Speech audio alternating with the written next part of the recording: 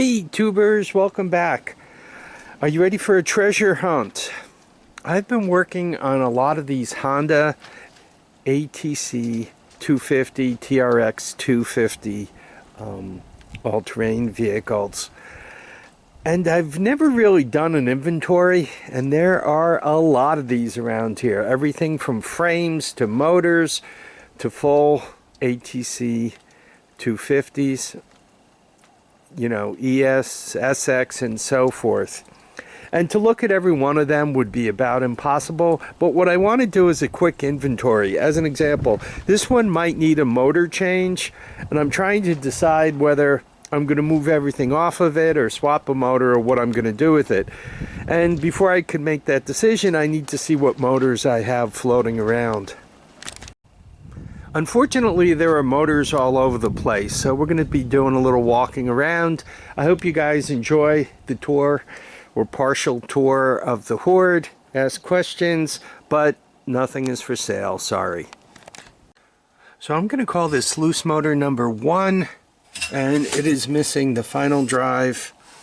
It is obviously missing the stator and the cover, but it does have the jug, so it's a partial, maybe parts.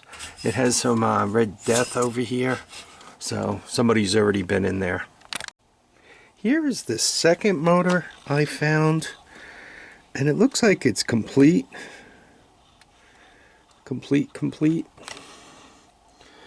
I don't recall where this came from. Maybe Hillbilly Homestead from Big Mike. So anyway, so there's a possibility. So I found one complete. Looks like 200cc motors. So this is the engine shed, and I always get a little nervous opening these, that there's going to be like a raccoon or a mouse or something. It's going to jump on me, you know, just to scare me enough so that I scream on videotape. Now, if I'm recalling right, these are mostly 200S or 200X motors, some single cylinder, and a couple of China engines here. There's a transmission out of an old car. Along the bottom, that could actually become a functional frame. It just needs a front wheel. There are the tires. Yeah, I bought that from a friend of mine in Rhinebeck. I guess his kids got into it, kind of messed with the wiring. I'm not sure quite what they did to get the front wheel broken off. This and this are a pair of 250 Big Reds. Right, I'm not. And they both run to some extent. But no loose 250 motors in here except that 250X motor. It jumped time. Smashed up some valves. So here is the next shed. This one truly is like Rodent. See the tracks. I do have a few feral cats floating around. One almost all the time, the second one occasionally, that fights with the one almost all the time. So here is number 1.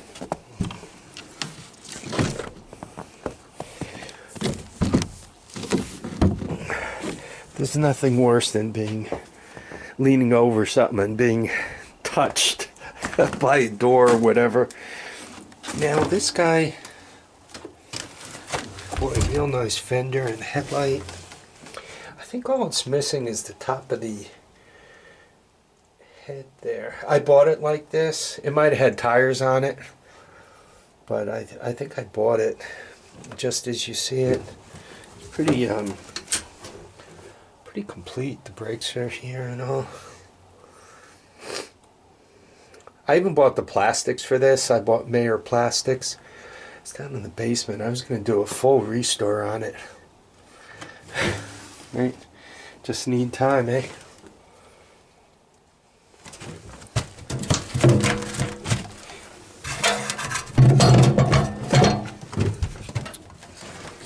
I just want to see what kind of shape the cam is in. I'm running my fingernail across it.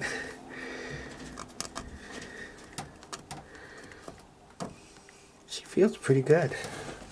She doesn't feel all ground up. I'm not quite sure why they pulled.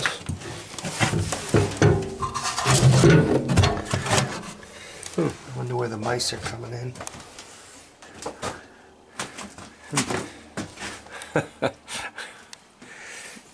All right, so that's one that should really be put together. There are also a few engines that dwell in the basement. Let's see if we can't fight our way to take a look at them. So when it comes to loose engines, we only found one so far. That's a Suzuki, a few Hondas, a rear end. It's a GY6 engine. CT70. Oh, there's a loose one. So the drive is attached. That's good. It's missing the stator. Shift lever. It has potential. Maybe I just have to smash a stator onto it. By the way, if you're buying stators for these engines, nice 200X. If you're buying stators for these engines, the early engines had an ND ignition system. So the stator on the ND is a little smaller than the stator for the Mitsu, which are the newer versions. So, or perhaps it's the other way. Actually, I think it's the other way around. The newer stator is bigger than the stator for the NDs. So if you put a newer stator in there, you can tighten the bolts and all, but then it'll act like it's seized because the stator presses into the flywheel a little too tight. So just be careful. It's better to buy a stator if you're getting it used and try to get the right flywheel with it at the same time. And it's better to get a Mitsu than it is to get an ND. So we found 2 loose motors so far. There's number 3. A lot of nice parts there. Obviously it doesn't have a top end, but it does have the bottom one. And it has the flywheel and it has the electric starter, one-way clutch. So that's a nice find for parts.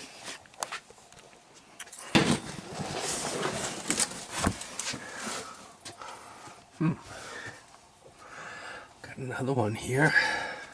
She's complete except for the final drive. It's got the gears in there. Right, I think you guys could see them.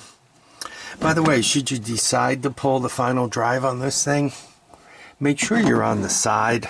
Otherwise the gears kind of fall out like they did right there. So it's better if it's on the side so that everything could stay stacked right up like it should be.